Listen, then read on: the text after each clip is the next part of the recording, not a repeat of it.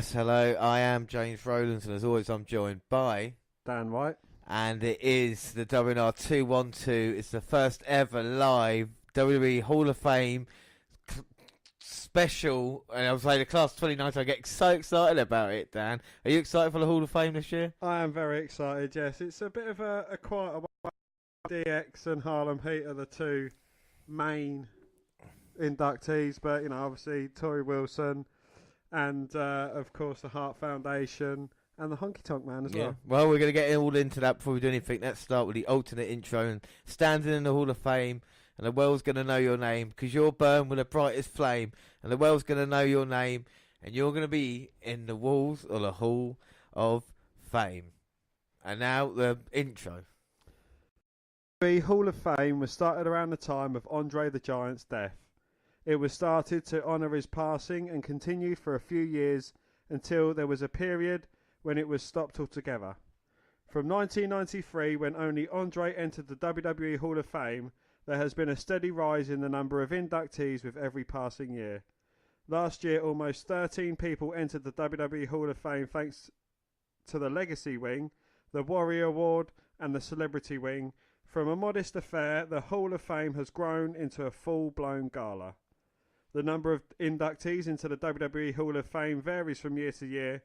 For example, 2004 had the most number of inductees, with a whopping 11 new members joining the WWE Illustrious Club of Legends. This year, with the least number of inductees, excluding the first one, was 2013, when only 6 new members were added to the Hall. So this year, we welcome 2019 into the Hall of Fame. Well, we'll bring you at least one match from each legend and Torrie Wilson. I'm sorry. Well, we start from a man who's cool, he's cocky, he's bad, and now he's a WWE Hall of Famer.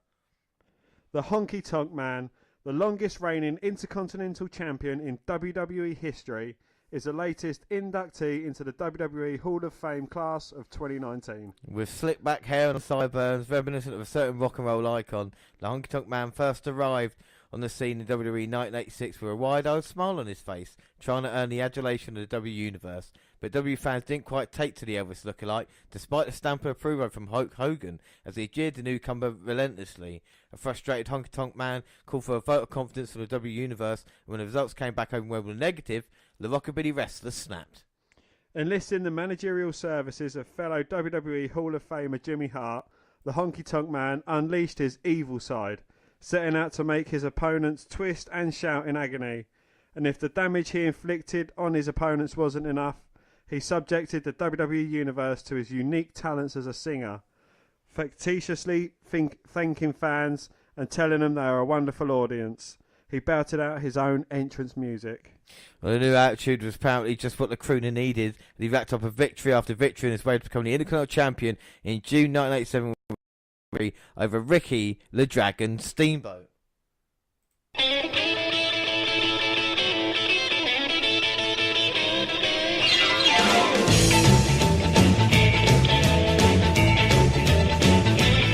I got long sideburns and my hair slicked back. I'm coming to your town in my pink Cadillac. I'm just a honky tonk man. He's a honky tonk man. I'm just a honky tonk man. He's a honky tonk man. I'm just a honky tonk man. I'm cool, I'm cocky, I'm bad. So we start off our first match. It's Primetime Wrestling episode 120, 22nd of June 1987. We get greeted with Gorilla Monsoon and Bobby the Brain Heenan.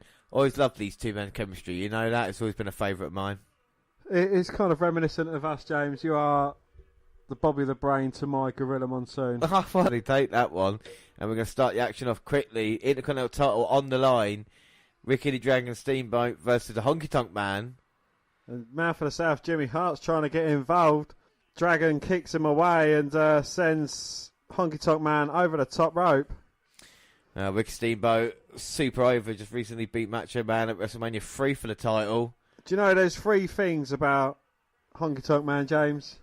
He's cool, he's cocky, and he's bad. That's true, but at the moment he just got chopped to the face as well. And Ricky Steamboat snapped my head takedown, of course, another Hall of Famer. And so is Jimmy Hart, or the Colonel, as he likes to be known. Honky sent in a corner. And going back, 32 years now as well. It's incredible it's that long ago. Dragon Steamboat with a double hand chop across the chest. And it's been all Steamboat and now a big knife edge chop as well. Irish Whip reversed by Honky Tonk. The Dragon slopes underneath the clothesline attempt, rolls him up. 2. No, only a 2 count. 2. Honky Tonk Man kicks Steamboat off into the top turnbuckle. Now he's kind of got a bit here. Now Honky's got Steamboat over that top rope. Hangs him up to try. And Steamboat selling it brilliantly. Now the Honky Tonk Man back in. Double axe handle smash to the top of the neck. Or to the bottom of the neck, top of the back. Top of the back to you. Top of the back to you. And then right to the eyes, but Steamboat turns it round the corner. About the crowd, James. No mobile phones. Everyone just there in the moment. And you can hear the noise as well. Definitely into this match. For the Intercontinental title, Honky going to slam Steamboat. Push up on that second rope. Oh, looking to drop the elbow, but Steamboat moving out the way. So I don't think you get managers like Mouth of the South, Jimmy Hart anymore. Or the Colonel. Now Steamboat with a chop to the face of Honky Tonk. Another snapmare takedown. Just a fist to the forehead. Lowered his head but got caught, and now it's Honky. Gonna look for the shake, rattle and roll. No. Dragon with a backdrop. Honky Tonk Man looking to come and attack him in the corner. Steamboat moves out of the way and Honky Tonk upside down. Then a huge chop and Irish whip. Steamboat goes down low and then a back fist to the forehead. And the referee, Jimmy Hart distracts the referee. Palm strike by Steamboat. He's got the cover. Referee's being distracted by Jimmy Hart. Oh, to throw him into the ring. Drop kicks Honky Tonk Man into Mouth of the South. Go roll him up, and I think Honky Tonk Man turned it round on Steamboat. Had hold of the bottom rope, but got the pinfall and the victory. And Honky Tonk Man becomes your new Intercontinental Champion. And a shock around the crowd as well. And your new Intercontinental Champion. A little piece of history there as Honky Tonk wins. Steamboat can't believe it. One of the most upsetting victories of the era. What are your thoughts on that match? I thought it was actually quite good and entertaining for 32 years ago. Steamboat, he was obviously a brilliant performer in his day. And the Honky Tonk Man wasn't a terrible wrestler either. Not at all, and he definitely could go. And it's great to see that he's part, of course, of the Hall of Fame. Following his big win, the Honky Tonk Man went on to claim that he was the greatest Intercontinental Champion of all time. At first, that boast may have rang a little hollow, but his claim held a little more water as his reign continued. Well, by hook or by crook, the Honky Tonk Man held on to the Intercontinental Championship for nearly 13 months before his reign ended in lightning quick fashion at the hands of the Ultimate Warrior at SummerSlam 1988. His record-breaking 454 days as Intercontinental Champion is a feat that stood the test of time, as no superstars come close to eclipsing the unprecedented championship reign. The Honky Tonk Man was, surprisingly, also willing to share the spotlight later in his WWE career, whether it was tag team / band Rhythm and Blues with Greg the Hammer Valentine, or as the manager of Rockabilly, fellow 2019 inductee Billy Gunn of D-Generation X. But once again, the spotlight will be on the Honky Tonk Man as he takes his place in sports entertainment history. A really interesting story goes into Honky Tonk's IC title reign. Well, it all starts with a newly crowned Intercontinental Champion who stole the show at WrestleMania 3, Ricky the Dragon Steamboat. He and his wife are having a baby, and Ricky decides that he wants to spend time at home with his family. The only problem? He was still the IC champ, so Vince McMahon decides he needs a new star to carry his second most prestigious title. The decision is made to have the natural Butch Reed defeat Steamboat and become the new champion. The only problem? Butch Reed no-showed and was extremely late the day they were going to do the title switch. With Butch Reed nowhere to be found, a new wrestler needed to be elevated. Vince goes to his top guy at the time, Hulk Hogan, and looks for his input. Jake Roberts' name is mentioned, but he is also a no-show. Well, it took a random stroll through the hallway for history to change. Wayne Farris, the Honky Tonk Man, was walking down the same corridor when Vince McMahon and Hulk Hogan were brainstorming, and as Farris passed them by, Hogan blurts out, "What about him?" Vince calls Farris to his office and suggests a scenario where the Honky Tonk Man beats Ricky Steamboat for the IC title. The two shake hands and a deal is struck. And just like that, Honky Tonk was a new IC champion. it known to Vince McMahon that he wasn't going to become a transitional champion. He wanted an opportunity to really have a solid run, and that's exactly what he got. The Honky Tonk Man would hold on to the IC belt for 454 days, a record which still stands to this day. Was it meant to last that long? No, but that brings us to the second part of this tale. Well, there came a time when McMahon wanted a total switch and decided to take the belt off HCM and put it back around the waist of the Macho Man Randy Savage. The Honky Tonk Man refused the idea for a few reasons. The first was being his title run was a success. He had managed to become one of the biggest draws to the company as a top heel. The second was failed to see the logic having Savage win the title, but rather chasing after it instead. Man had a handshake deal with Favs that Man felt obligated to honour. To appease Randy Savage, who was more than likely upset by the decision, was instead given a richer prize, the WWF Heavyweight title. Randy would get the belt in a one-night tournament at WrestleMania 4, defeating the Million DiBiase in the finals. It was a bigger title to receive, but with Savage getting promoted, someone needed to be sent down a peg or two. That person was Ted DiBiase. Well, Ted DiBiase had become the biggest heel in the WWF at the time and was promised a world title run to further elevate his character. With Savage getting the title belt instead, it was Ted DiBiase who became the odd man out. Vince's bright idea to try and keep DiBiase happy was to create a new title just for him, hence the $1 million belt was created. Well, Ted DiBiase was obviously angry and resentful towards the Honky Tonk Man over the incident for many years.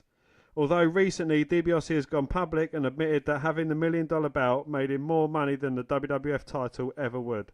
He will be inducted into the Hall of Fame by Mouth of the South, Jimmy Hart. So there you have it, a no-show that set off a chain reaction of events that changed WWF history. Instead of Butch Reed becoming the first black Intercontinental champion, Randy Savage became a legend, and Ted DiBiase becoming one of the most talented wrestlers to be world champion. And the Honky Tonk Man became arguably one of the greatest IC champions of all time. But also he was a tag team wrestler as well. And let's not forget about Rhythm and Blues. And we're going to see Honky and Greg Valentine in action at WrestleMania 5. And Jimmy Hart again managing Rhythm and Blues. Now Honky Tonk, and now look at the difference. He's got the whole jumpsuit on, full on Elvis gear. He certainly did embrace his Honky Tonk Man character. And here the team they're going to go against.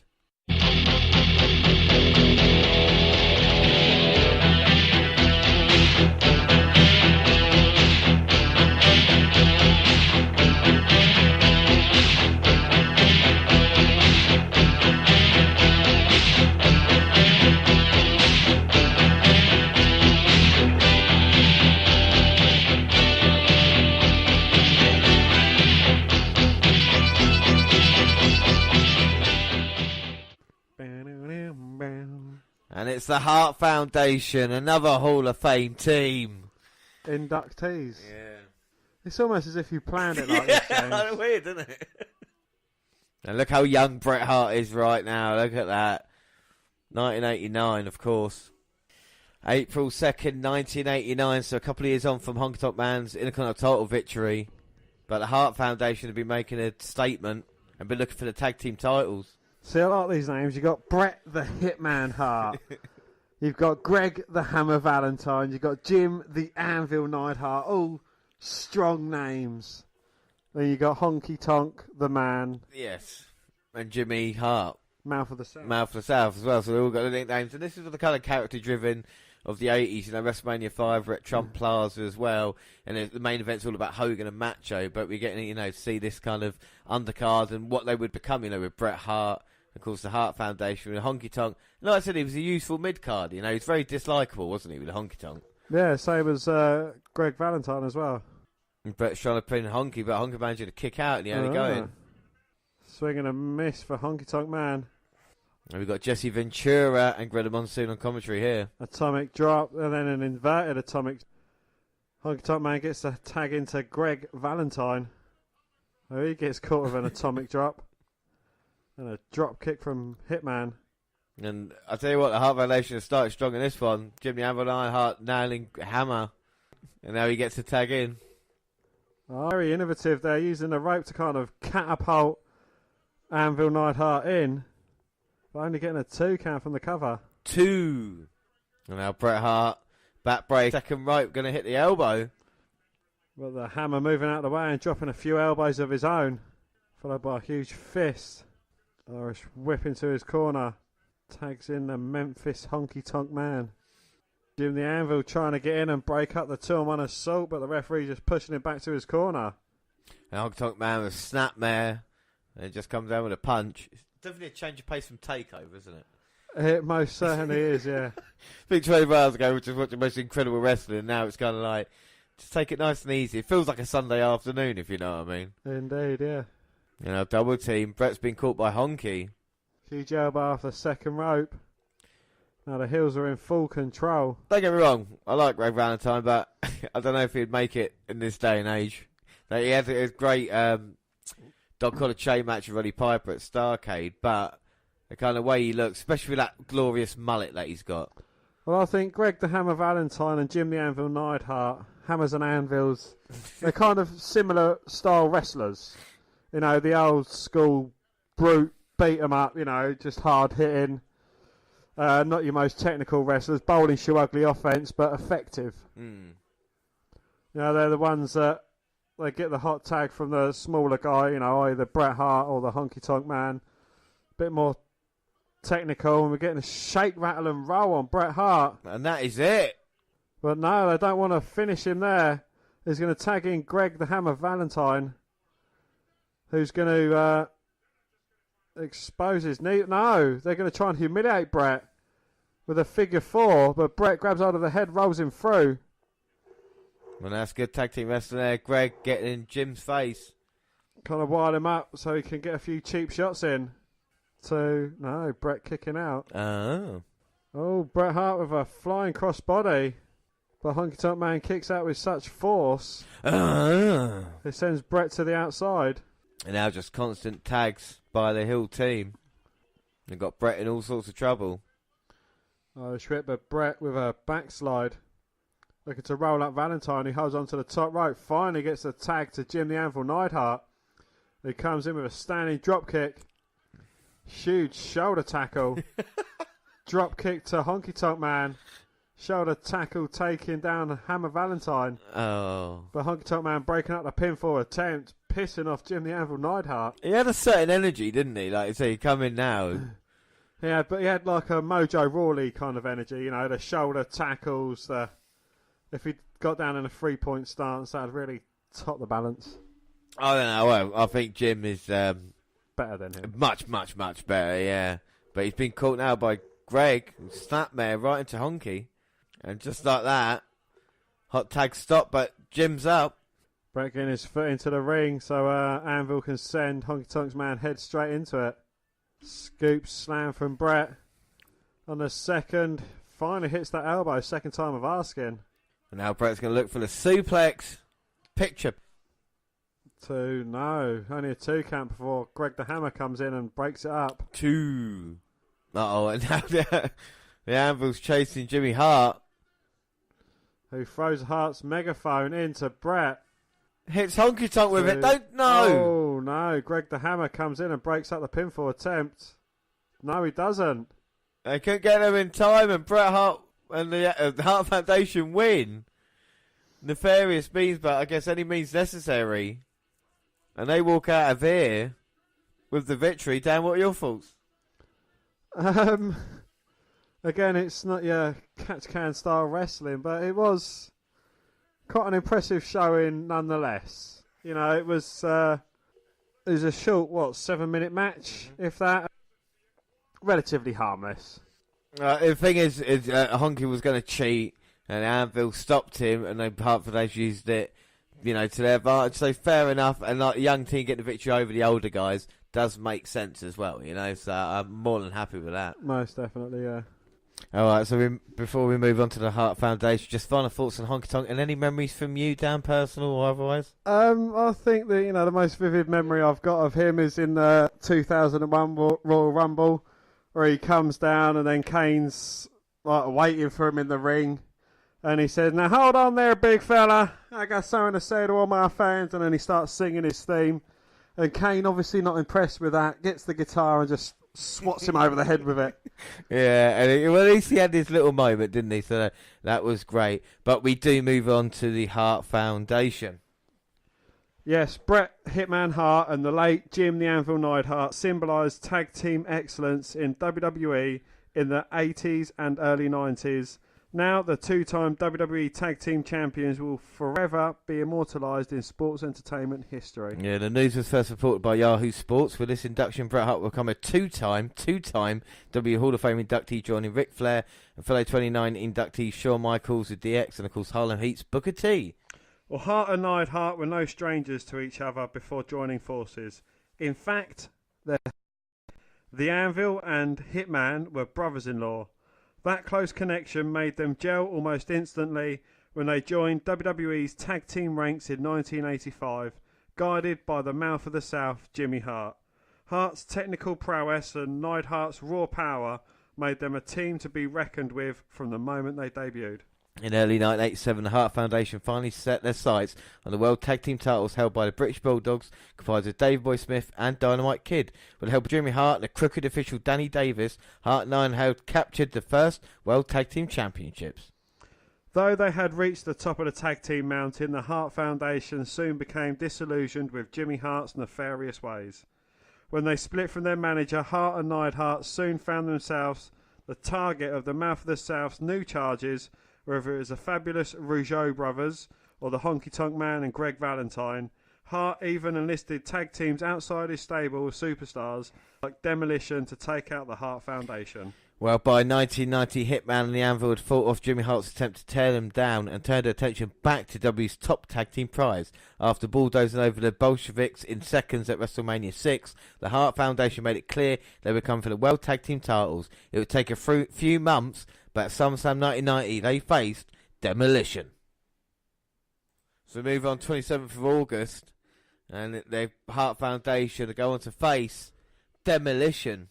So what a great interview it was beforehand as well with the legend, which is Mean Gene Okerlund, and just showing the character of Anvil being kind of hyped up and ready for action. Brett saying, calm down, you know, we're going to beat them at their own game. Make sure they have a heart attack. And it's going to James, you're just sick, man. You know Crush died of a heart attack. And it's Axe and Crush that's going to be in this match as well. Tag team titles, 2 out of 3 falls. So we've seen a 2 out of 3 falls last night.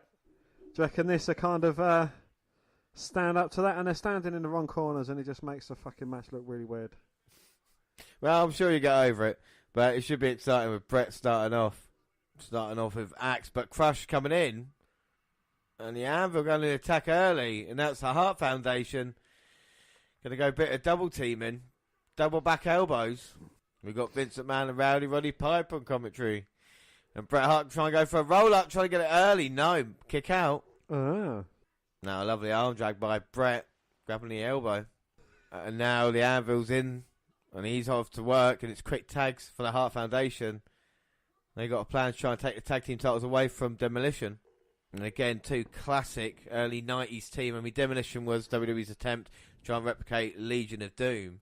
And in their own way, actually become successful and one of the longest reigning tag team champions in history. What was your thoughts on Demolition then? I don't mind Axe and Smash. You know, when Crush came into it, there was health worries, obviously. So that's why Crush came in to try and lighten the load. But I think Demolition as a whole, looking back, they look stupid now because they just look weird costumes. But at the time, they were quite formidable in a weird way, you know. So, and even when, during this time, helping the Hart Foundation out, I think they did their job. So is this Crush before or after he became the Hawaiian, Before. Before. Because then, he kind of bleached his mullet a bit blonde tinty and dressed in Hawaiian colours, I suppose. Yep. And then turned heel. Match with Macho Man at WrestleMania 10. And then part of Chronic later on in his life. And just catching Bret Hart and slamming him down. And they're worried about Smash at this moment. So just the age and just getting to him. But he's still around. And weirdly enough, Axe and Smash still perform in the independent circuit every now and again. Yeah. But it's Crush with Irish Whip to Bret. He puts his foot up. But Crush hasn't fallen yet. Bret with a roll up. No, Crush managed to get shoulder up at 2. And now the Anvil's got the tag in. Oh, but a kick from behind by Crush. And that's Demolition on the attack. So they got Crush in because there's concerned of health problems to the other 2 members of Demolition, yet Crush is dead and the other two were performing until last year. Yeah, it's weird, that, isn't it, really? Just shows what happens when you actually do look after wrestlers, I suppose. And that's irony. Well, Jim now tagging in Brett, and he's going face-to-face with Axe. Two men going toe-to-toe. Brett getting the upper hand. Irish whip, clothesline. Drop kick to Crush, who's trying to make his way in. Well, referee should be counting him out, and Brett now jumping on Crush. Got a mount on him, punching him out of the head. Grabs Axe, inverted atomic drop. And now Brett with the Irish whip. Axe into Crush. Sends Crush to the outside to the feet of Jim the Anvil Neidhart. Brett with a side Russian leg sweep. 2. Only a 2 count for him. 2. And the crowd really into this. Thought that was it. And now Brett with a backbreaker. Brett perched on the second, drops the elbow for the cover. And Crush with a leg drop across the back of the head of Bretman. And now Demolition looks to put Bret Hart away. Jim's out on the outside. Set up across Axe's knee. Crush with the elbow drop to the throat. Got the pinfall on the 3 count. No. Got the pinfall on the first victory. Yeah, so Demolition win the first fall as they celebrate. The Hart Foundation in serious trouble now. The referee ordering Jimmy Anvil Neidhart out, and that gives Demolition a chance to beat up Brett a little bit more. But we talk about, seeing potential here in the superstars. You can see with Brett being that underdog, doing it really, really well at the moment. As he gets clotheslined again and broken down. Smash with a close 2 count. Tags in Crush. I always used to get those two confused, Axe and Smash. You're telling me it's Smash in there, yeah? Crush is in there now. Right, so Crush there now and Smash on the apron. I apologise for all Smash and Axe fans for getting that wrong. I'm sure we'll receive many email. Many letters from these old fans. Yes. A fax mail. Yeah. Or a telegram. Now Brett getting to his feet, trying to fight away from Crush. We catch him with a palm thrust. Now Smash for the Irish whip, goes for the clothesline. Brett dodges. Hits one of his own. Could Bretman... Bretman? The Bretman. The Bretman. No, the Bretman. Tags in Anvil Man. Well, Demolition there trying to double team. Referee saying he got to break it. Brett finally gets across to tag in Jim the Anvil Neidhart, who unloads on Crush. No, Smash. And now it's Crush getting smashed by Jim. Back elbow by Jim. Goes for the cover. Oh, only a 2 count though. 2. Irish whip by Neidhart. Oh, lovely power slam there. 2. No, only a 2 count. 2. And what will it do? What will it take to put Demolition away? Now the Anvil with a shoulder thrust. Brett Irish whipping Jim the Anvil Neidhart into the corner. Shoulder first. Oh my God! Crush off the apron, and now Brett's setting it up. Is it a heart attack? Bang! Hits it. Brett across for the cover.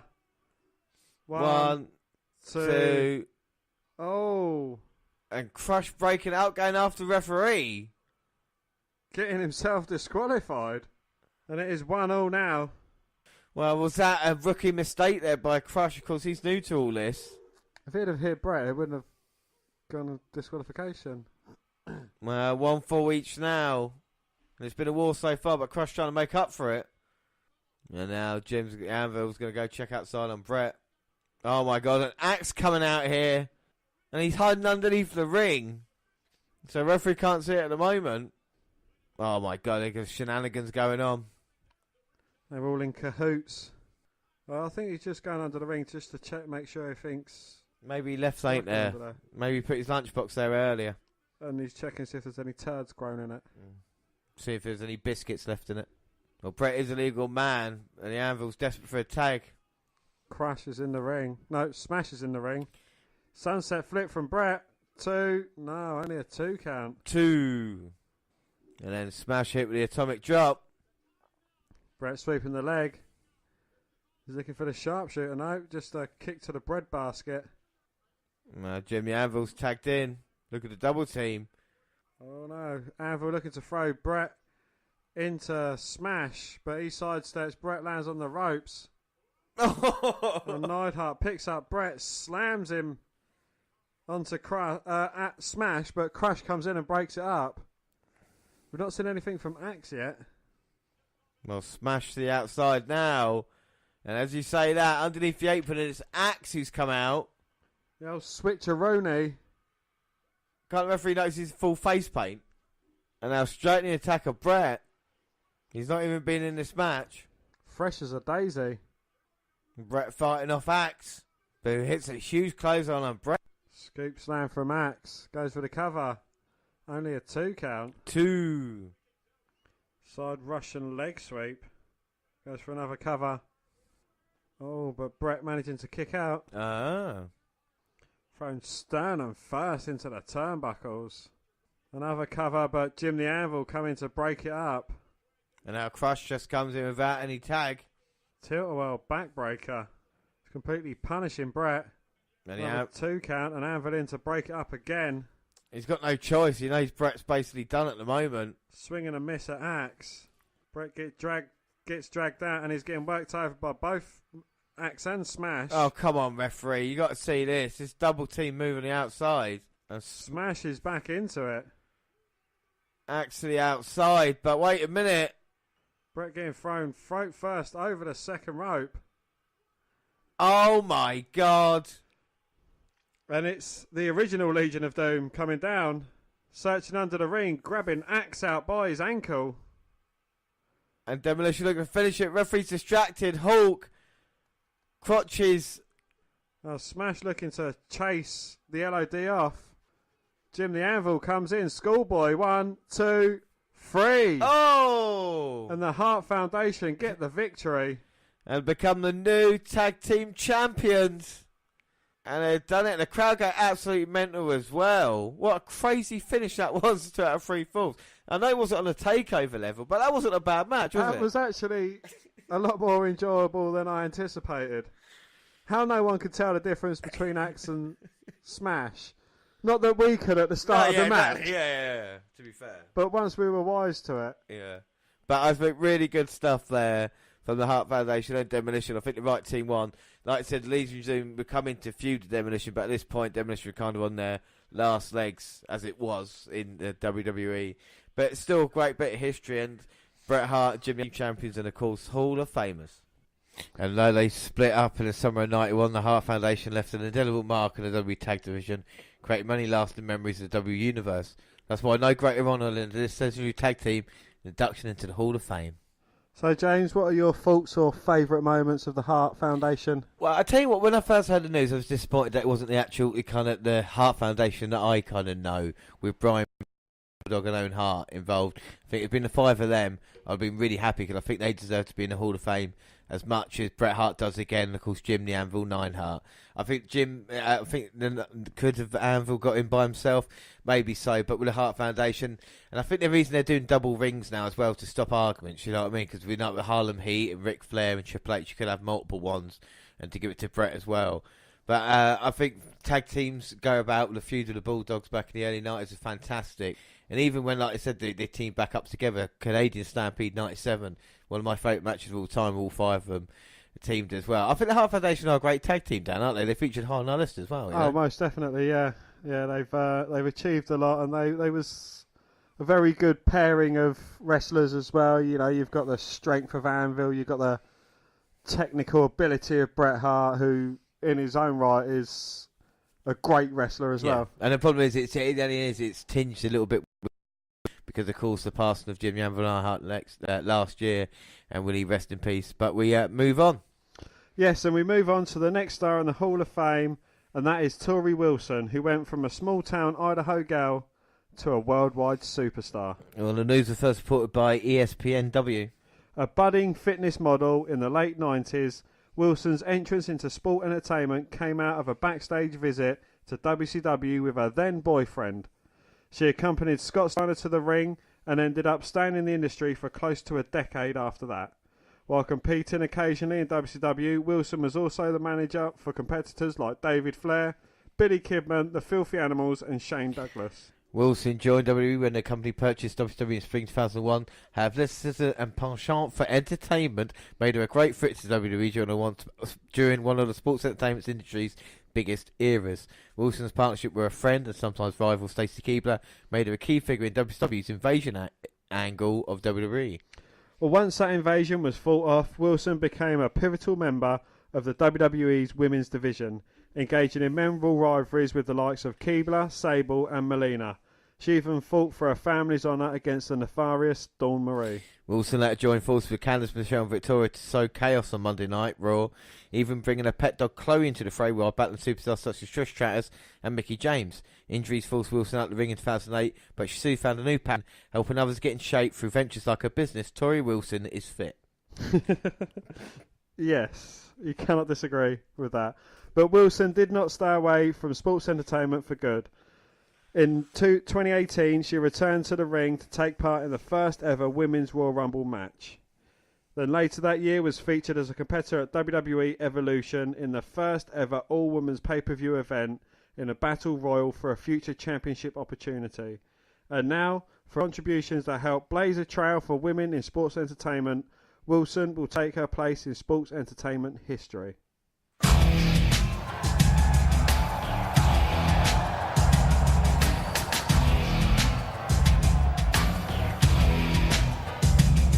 Just need a little space to call my own. Just a corner of the world where I could be alone with you. What do you do when everybody wants you? How do you breathe when they take your hand? Who do you turn to when you need to get away? I'm thinking only your love can get me there. Alright, it was really difficult picking out a match, but we are going to do it. We're going to go to Rebellion. So this is the Torrie Wilson segment. Yes. So is it a bra and panties match? It is not a bra and panties match. Why isn't it a bra and panties Because, match? Dan, I want to try and respect her to find a normal match. But do you know how many bra and panty matches or gravy bar matches or any kind of lingerie pillow fights she's done? Honestly, there are loads out there. I know, James. I've done my fucking research here. This is Torrie Wilson we're talking about. I found one on a few. It's not a singles match, but still, it's not too bad. October 26th, 2002, we're in good old we're in Manchester, England, and it's Rebellion 2002, and it's Torrie Wilson teaming up with her and then husband Billy Kidman to go against Dawn Marie, a partner of her choice. But it's all about storyline. Dan, tell us a little bit about Al Wilson. Al Wilson is Torrie Wilson's father. Dawn Marie was caught in a shower with him. They was kind of having an affair. I think he had a heart attack in the end and died, didn't he? He did die, yes. And Dawn Marie was kind of like effectively a stepmother, or her evil stepmother, as it were. And these two women had a few classic encounters down the line. Unfortunately, both of these women weren't what you say the most technical. So I think this why helped to be a Blonde mixed and match busty? a mixed tag match that we're going to see now. We was going down completely different paths. We there. really were, yeah. But I know you're a fan of Torrie Wilson. And Dawn Marie, you know, she did a bit. He's going against... Here we go. So the young John Cena is coming out here. And my God, does he look like... And just coming off the conveyor belt as it was. Indeed, Explain his look for anybody that can't see him. Well, he's wearing green. He's throwing up the double clutch. Fair play to that. But he's wearing green and white. He's got a bit of a cocky kind of look and attitude. Obviously, he's teaming up with Dawn Marie, so he's playing the heel in this one, as you will. But yeah, you know, short, spiky hair as well. But he is near just a couple of months away from finding the character that kind of change his career, wouldn't he? You know, so define his career. Yeah. And Dawn Marie, if that fucking rip was just a few inches to the right on her trunks. All right, Dan, we're going to try and pay respect to the women here because they've main event the first ever WrestleMania tomorrow night, and we're going to celebrate Torrie Wilson here tonight. So what do you have that makes you think you can go against me? Ruthless aggression. Well, Billy Kidman, we've been a huge admirer of his matches 20 years ago now. This is, what, 10 years ago? No, not even that. This is 2002.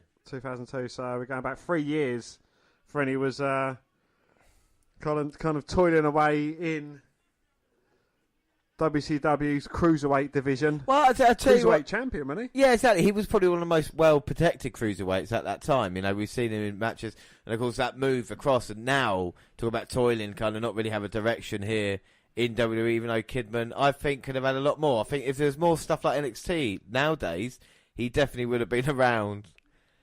Dan, please stay with me. This is Torrie Wilson's coming out here. You're going back like 17 years here. Yeah. And she looks fitter now than she does there. And You reckon?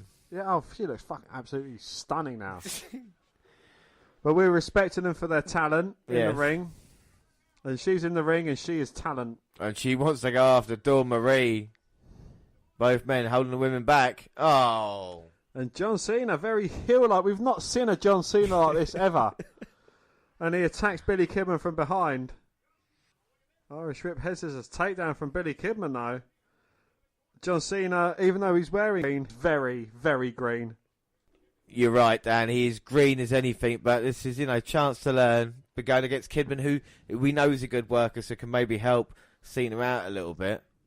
Plus, we don't have to see Torrie Wilson a lot in this match, which is another good thing. Oh my God, Cena Irish Whip in the corner with Kidman. A delayed vertical suplex where John Cena's doing a few squats with Billy Kidman in his arms, but a backslide from Kidman rolls him up. Only a 2 count. 2. John Cena springs off the mat with a huge clothesline takedown. Let's see if we can see any remnants of the nowadays John Cena. Oh, wait a minute. Dawn Marie's just tagged herself in. And it's a legal tag, and she's beating up Billy Kidman right now. Uh-oh. Kidman catches Dawn. The fans want Torrie in the ring. And here she comes. Kidman's knee getting spanked by Torrie Wilson. And now Torrie on the attack. The Hall of Famer with the Irish Whip. Oh, leapfrog. Arm drag takedown. Oh my word, this is brilliant. A lovely drop kick as well. Goes for a cover. 2. Only a 2 count. 2. Irish Whip now. Dawn Marie in the corner. Jumps over. Rolls up Torrie, but only gets a 2 herself. 2. Now shot to the midsection. X Factor. And Dawn Marie paying tribute to another Hall of Famer going in with the X Factor. Going for the cover. But Torrie again managed to kick out. Ah. And Torrie Wilson fighting with everything she's got in this one. Can she stay in it? Dodges the clothesline. Rolls through. Double leg Spear! takedown. Spear! Rolling around. Oh, I want to see him do the classic roll over the referee, but they're going to roll over Billy Kidman instead. They roll over Kidman. Billy's got Dawn Marie's arse in his face. Kidman Kidman cheering it. Gets sent out of the ring by the ref. and Dawn Marie's not happy. And, oh no, Cena, don't do it. Oh! Cena scoop slamming Torrie Wilson. You son of a gun. And now Dawn Marie in control of Torrie. What was that move there, James? Well, that looked like a headbutt to the midsection of Torrie Wilson, and Dawn Marie backed off now into the corner of Cena, who knocks Kidman down. Don't you do it, John. Going toe-to-toe with Torrie Wilson. Oh, this is not allowed these days. Torrie went for a slap and caught. The strength of Cena. Oh! Low blow by Wilson. Tags in Billy Kidman. A lovely spinning back elbow off the top. Clothesline takedown. Followed by a lovely drop kick. Goes for a cover. 2. No, but Cena. So Torrie gets one over on John Cena here. But Dawn Marie would kick to the back of Kidman. But Billy throws Dawn Marie in by a hair. Cena catching him and delivering a thunderous spine buster. Goes for the cover. 2. No. And Only a 2 count. I was about to say Kidman out again. 2. It's close now. Going to go for back suplex. Kidman rolling through. 1, 2. Oh. Dawn Marie trying to break it up. Kidman moving out the way. Dawn hitting a tag team partner. Torrie Wilson in and again taking down Dawn Marie. Both women rolling on the outside. Cena kick to the midsection. Kidman with a backslide. Step up in Seguri. Knocks Cena to the mat. And John Cena may be out, being put in position now. And Kidman looking to go up. Torrie Wilson, Dobbery fighting on the outside. Shooting star barely hit Cena. 2, 3. And ladies and gentlemen, we have just witnessed John Cena getting beaten by Billy Kidman. Yeah. Clean. Yeah, clean as a whistle. Who would have thought that? Hey, you talk about wins and losses, kid. Does it really matter now where you look at their career trajectory? But fair play to Billy Kidman because he married Torrie Wilson. Well, He did well in the match. I was just about to say that. What would you rather do? Get engaged to Nikki Bella and win 16 WWE championships, or be married to Torrie Wilson? And I'll be like, fuck the championships, mate. Torrie Wilson. I couldn't agree more. But Torrie Wilson into the Hall of Fame and gives Kidman and Wilson kiss for good luck, and of course into the Hall of Fame, deservedly so. But Dan, do you think she deserves to be in the Hall of Fame? She most certainly does, yes. She wasn't the greatest of wrestlers, you know, in the era of Trish Stratus and Lita. She wasn't, you know, up to their level, but she was an entertainer, and that's what wrestling is partly about, sports entertainment. So, yeah. I think she played quite an important role with Stacey Keebler coming in, because if you look at them coming from WCW, they were WWE divas after that point, and kind of that's how popular they were. So it kind of showed that everything from the invasion angle, with those two women probably one of the most successful things from it. And yeah, like I said, I think Torrie Wilson deserves it. She had treatment when she first tried. I remember this just after the invasion. Getting off with Vince McMahon in very poor taste. And, you know, Torrie Wilson had to go through a lot of stuff like that as well. But I think her to be into the Hall of Fame. We'll move on then to the next one. Yes, and Harlem Heat are to be inducted into the WWE Hall of Fame class of 2019. Yeah, Booker T and Steve Ray, one of the most dominant tag teams of the 90s, steamrolling over the competition in WCW to become tag team champions on 10 occasions. Now the brothers will be immortalised in sports entertainment history. Bursting onto the scene straight off 110th Street in Harlem, Booker T arrived in WCW in summer of 1993, bringing a streetwise, in-your-face attitude to the squared circle. They stared directly into the camera on their way to the ring, warning fans at home that they were about to bust some heads, and then when they stepped between the ropes and bust heads they did. Harlem Heat wasted no time in mixing it up with the top stars of WCW at the time, like Sting, Ric Flair and British Bulldog. They even joined forces with Sid and Vader to enter the unforgiving battleground known as War Games. It was when the brothers took on the managerial services 2006 WWE Hall of Famer Sherry Martel that the stars began to shine. With Sister Sherry in the corner, it wasn't long before Harlem Heat captured the first WCW Tag Team Championship, defeating Stars and Stripe on WCW Saturday Night. Booker T and Steve Ray brawled with the likes of the Steiner Brothers, Sting, Lex Luger, and the Nasty Boys on the way to 7 reigns as WCW Tag Team Champions.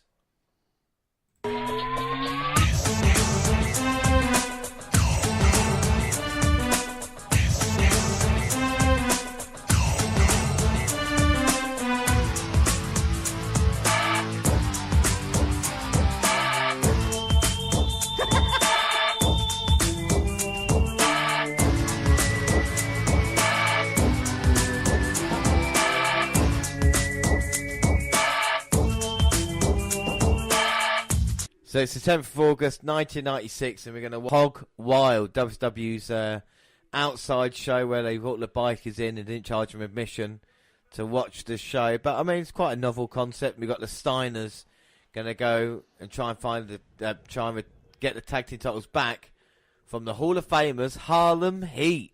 Being managed by sensational Sherry. Who's that man?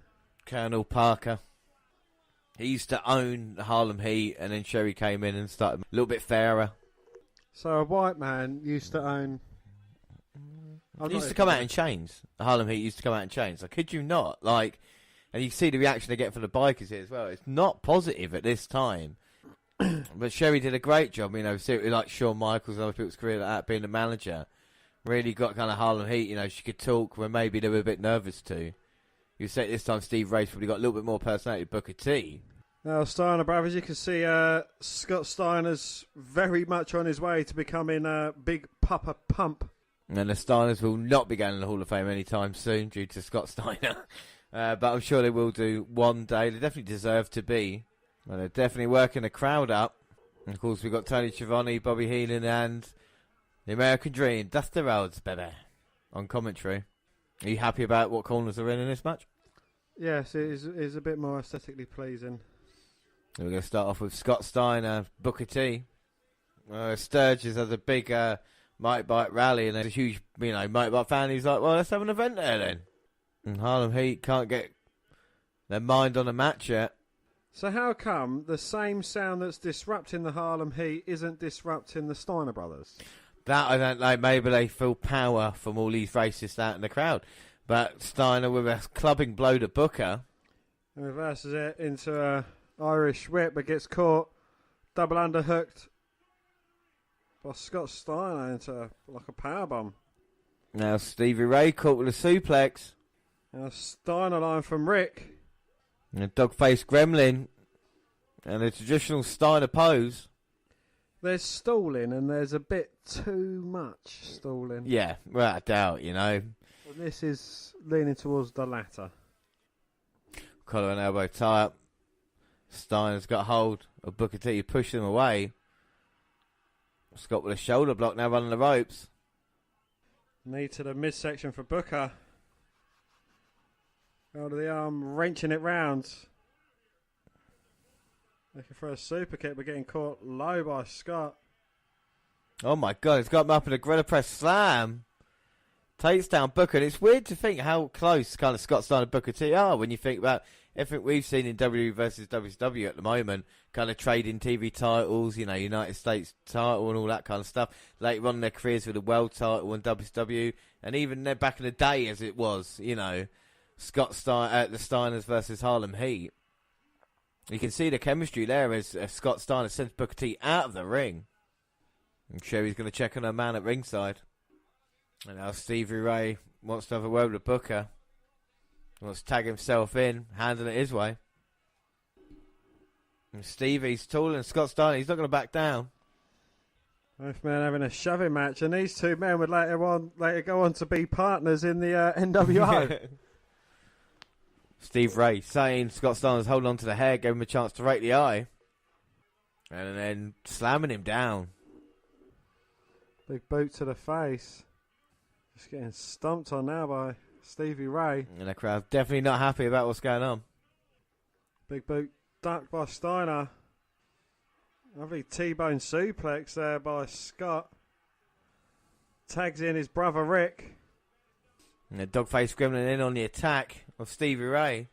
And in just a few short years, both of these tag teams were split up and both have like a bit of a in each other as well. Like, Rick and Scott not quite culminating in a good match, and Booker T and Stevie Ray as well. Yeah, and this is the thing as well, with these two guys, with these two teams even, you have two stars, Booker T obviously coming a much bigger star than Steve Ray, and you would argue that with Scott Steiner. And Rick Steiner, is that always the case with tag teams, and do tag teams need to split? We saw it, of course, back in the day. Well, it's the Shawn Michaels, Marty Jannetty effect, isn't it, really? And this is what we've seen since then. Because, with DIY, both of them have gone to be a Shawn Michaels. Well, it was the thing, but the problem is with Ciampa now being away, will Gargano have more success. But like at that point, and now Booker T can't believe that his brother is getting beaten up. Irish whip, but big boot up by Scott. Rick gets a tag, a couple of right hands, but Booker trying to go for the suplex is blocked.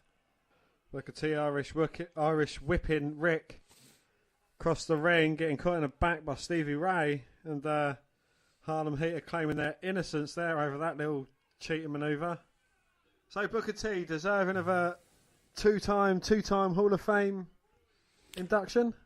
Well, I don't think Steve Ray was ever going to get there by himself, and I think the Harlem Heat do deserve to be in the Hall of Fame. So if that's the way around it, then I suppose that's what it's got to do. I think Booker's one ring should accomplish the Harlem Heat thing as well, though. Do you know what I mean? So it's a little bit weird.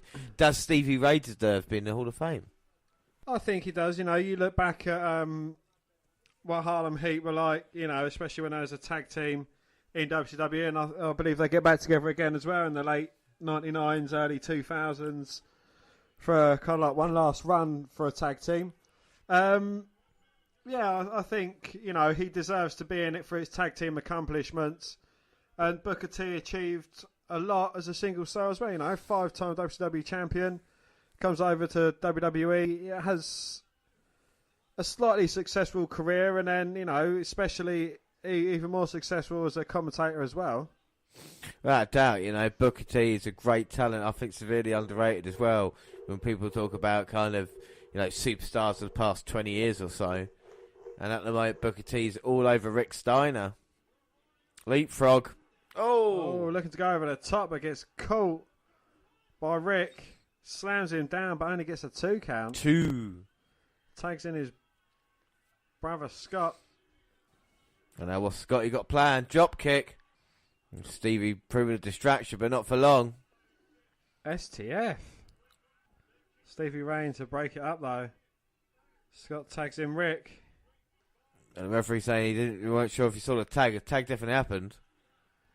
So he's asking the crowd, and the crowd are going to back up the Steiner brothers. Very athletic, and you might argue that they're quite ahead of their time, the Steiner brothers' ring ability. And I think Harlem Heat as well definitely brought something different as well. Do you know what I mean? To the division. I think it's very good mesh up when you talk about, you know, great tag teams. They do need great rivalries as well. That's why we look so fondly at like Edge and Christian and the Dudleys and stuff like the Hardy Boys.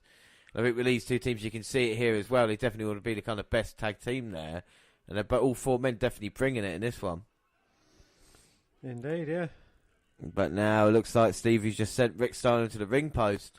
Well, after an Irish whip from Booker T, sending Rick across the ring, getting low bridged by Stevie Ray, and that's kind of where the advantage took a hold for Harlem Heat. You got Sherry Martel there, dishing out instructions and going on the attack every now and again. And the size of them nails as well from Sherry Martel.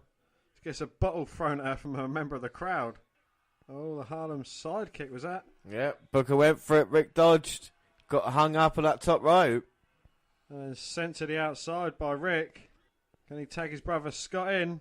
Stevie Ray's in though, interrupts what could have been a tag for the Steiners. Well, Rick showing his toughness, but he's in the wrong part of town at the moment. Steve Ray just choking out Steiner. Now Steve Ray's got the rear chin lock on Rick Steiner. Rick trying to fight out, ducks a clothesline attempt, but gets caught with a pump kick. And Steve Ray said that is over. Tags in Booker. Oh, drops a foot to the chin. Just kicking away at Rick. Goes for a cover. Oh, but Rick managing to kick out. Oh. That was quite a nice and unique setting, to be honest. But with WWE, it still feels a bit unfinished. Like they need to add a couple other touch. If it was WWE, they would have done something to make it a bit more. I don't know. But that's the only feeling here is Booker T, or Steve Ray, one or the other, as they put Rick Steiner to sleep. The arm drops twice, third time though, and Rick manages to keep it up. Booker T's grip is weakening as Rick fights out, desperate for a tag to his brother Scott. Booker T with a scoop slam though. Enticing Rick, who tells him he's number one, looking to drop the elbow. Enticing Scott, who tells him he's number one, looking to drop the elbow on Rick, I think who moves out the way, hits him with a side kick. And he did the spinneroonie as well, even though he missed the elbow. Nice recovery. Stevie Ray in now, looking to put Rick away. Now Stevie looking to suplex Rick. Takes him out all the way down, going for the cover. This is it, surely. Don't call me Shirley, but Rick managing to kick out. Ah. Stevie with a slam to Rick. And now Booker off the second. Looking to drop that elbow. Rick rolls out the way. Nearly in reach of his brother. Scott gets a tag in.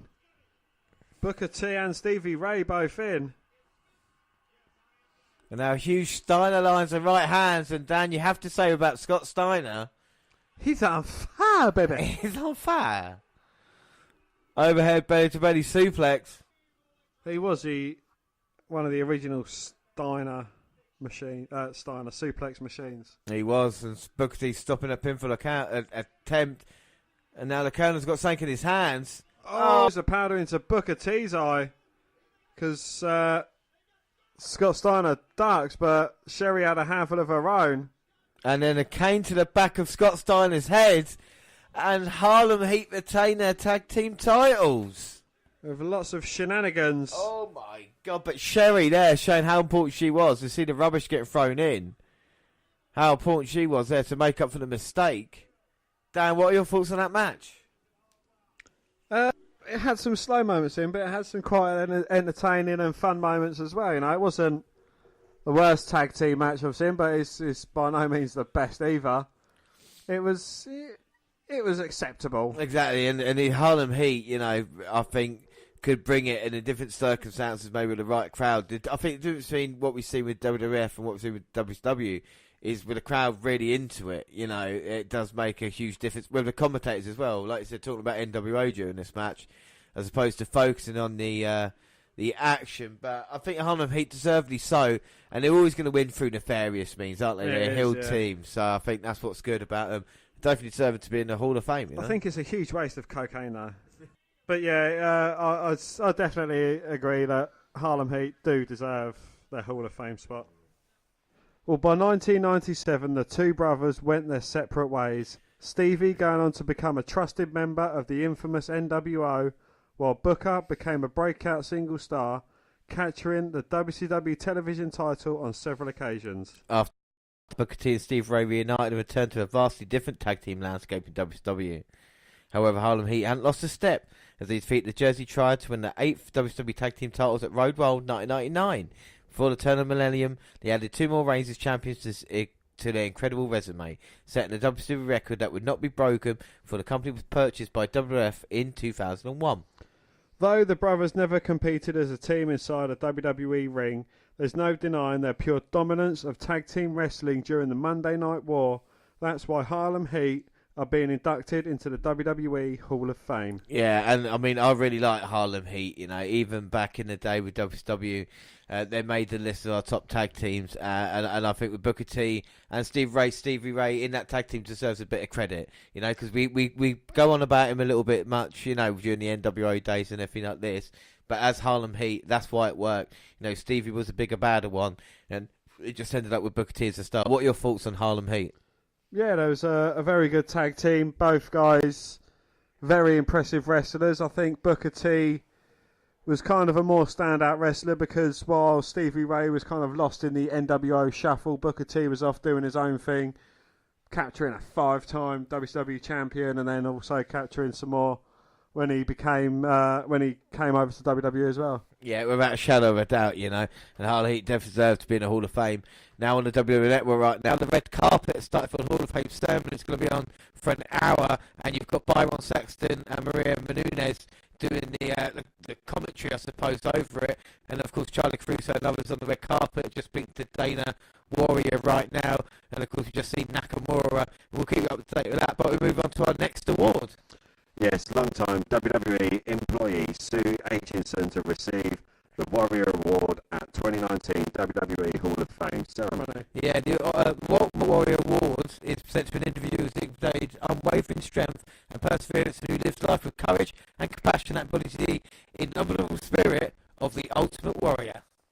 Yes, and Sue Aitchison, a 30-year veteran of WWE's corporate office, has been named the recipient of the 5th Annual Warrior Award, named after WWE Hall of Famer, the Ultimate Warrior. Yeah, that's what we just said.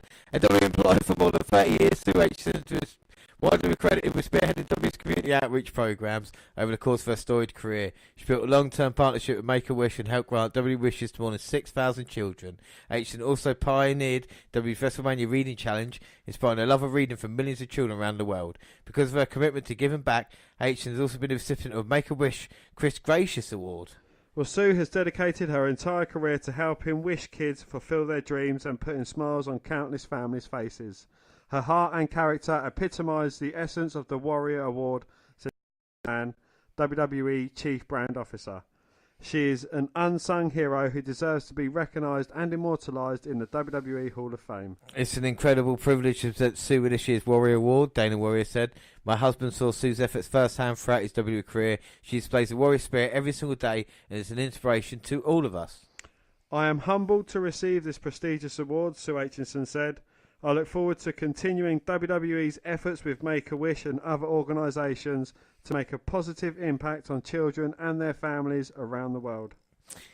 And she will be inducted by Dana Warrior. Move on to our next inductee, and it's Brutus the Barber Beefcake. Yes, Brutus Beefcake was known for taking a little off the top and sides of his opponents after a win inside the squared circle. Now, the Barber will be strutting and cutting into sports entertainment immortality. Beefcake first arrived in WWE late '84. He was a superstar who was just as he was picking up wins in the ring. Vanity aside, Beefcake was no slouch as a competitor, racking up victories and even appearing in the very first WrestleMania. He found his first major success as a tag team wrestler. He and fellow WWE Hall of Fame Greg the Hammer Valentine, known as the Dream Team, dethroned the British Bulldogs in August 1985 to capture the World Tag Team titles. At WrestleMania 3 in 1987, however, the Dream Team split up, with Valentine and manager Johnny Valiant ditching Beefcake. Minutes later, Brutus re-emerged to help Rowdy Roddy Piper even the odds in a hair versus hair match against Adrian Adonis, who had the Mouth of the South Jimmy Hart in his corner. After Piper claimed victory, it was Beefcake who ended up shearing Adonis's platinum locks off. It was a moment that changed Beefcake's career forever. Well, after a little training in the fine art of cutting hair, he rechristened himself Brutus the Barber Beefcake. With a wild-eyed glare and a massive pair of hedge, the Barber became an immediate fan favourite with the W Universe, as well as a feared opponent in the ring. Both were due in part to his trademark sleeper hold and for what happened after he puts his opponents to sleep. Well, leaving his hedge clippers aside in favour for more traditional haircutting tools, Beefcake showed off his unique barbering skills, giving his rivals a haircut that would leave them regretting ever stepping into the ring with the Barber. Beefcake was also trusted friends of the legendary Hulk Hogan. The Barber always had Hulkster's back, even if it meant staring down monstrous foes like Zeus. On his own, Beefcake was always a top contender for the Intercontinental Championship, where it's held by fellow 2019 Hall of Fame inductee the Honky Tonk Man or Mr. Perfect. In fact, it was Beefcake who handed Mr. Perfect his first ever loss in WWE at WrestleMania 6. A parasailing accident in 1990 nearly took Beefcake's life and seemingly cut his in-ring career short. Just as he was WWE, reconstructive surgery with titanium plates, screws and steel wires put his face back together and allowed him to make a miraculous comeback in 1991. Upon his return, Beefcake opened his barber shop, his own interview segment where he grilled the biggest superstars of the era and gave the more daring ones a trim. Still, Beefcake yearned to get back into the ring and compete. Against all odds, he did just that in early '93, though his reconstructed face made him a target of nefarious superstars like the $1 Million Man and IRS. The Barber had a protective mask and backup in the form of Hogan. Joining forces as the Mega Maniacs, the Barber and the Hulkster faced Money Inc. at WrestleMania 9.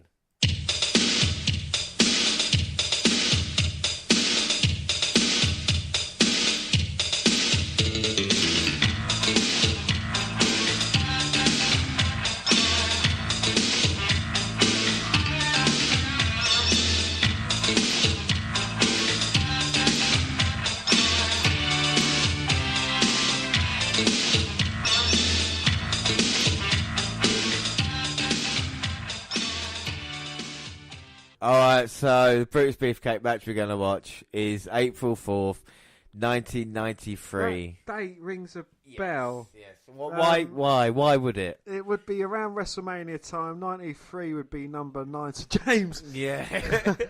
We're going to watch some of the best pay-per-view, the best WrestleMania.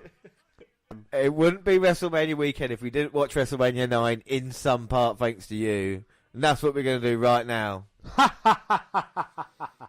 Money Inc. coming out of Ted DiBiase and of course IRS. Does IRS deserve to be in the Hall of Fame? Yes. Alright, fair enough. That's not a question asked then.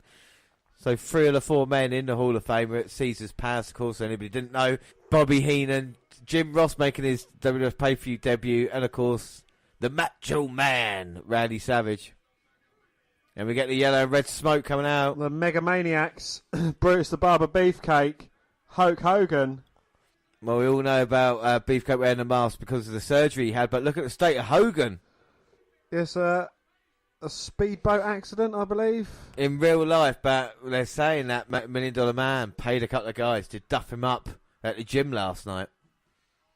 Not last night, as we were watching this. Oh, look at Hogan's come out here, the crowd loving it with Beefcake, and IRS and DiBiase on the attack early. Yeah, IRS looking to hit Brutus with that briefcase. Brutus the Barber briefcase. And they send him scurrying out the ring. And Hogan right off. Hulkamania running wild. So Hulk Hogan going for the tag team titles with his partner Brutus the Barber Beefcake. Do you want to know an interesting fact about Hogan? Go on. We all know he main evented 8 WrestleManias or 9 WrestleManias as it was, but he was the first man to vie or to fight for the WWF Championship at WrestleMania, the Intercontinental Championship at WrestleMania 6, and the Tag Team Championships, of course, at WrestleMania 9. So Hogan... He was the first person to go for the Grand Slam at WrestleManias. Hasn't he done that? I mean, Hogan, does he really need that? Well, the reception that he gets, especially nowadays, it's worthy of legendary status, to be honest. The man, love him or hate him, he has put his all into this business. But do you think Brutus Barber Beefcake's career has been on the coattails of Hulk Hogan? Not necessarily on the coattails of Hulk Hogan. I mean, he was involved in some way in the Shawn Michaels, Marty Jannetty kind of angle. Yeah, that's true, actually. Yeah.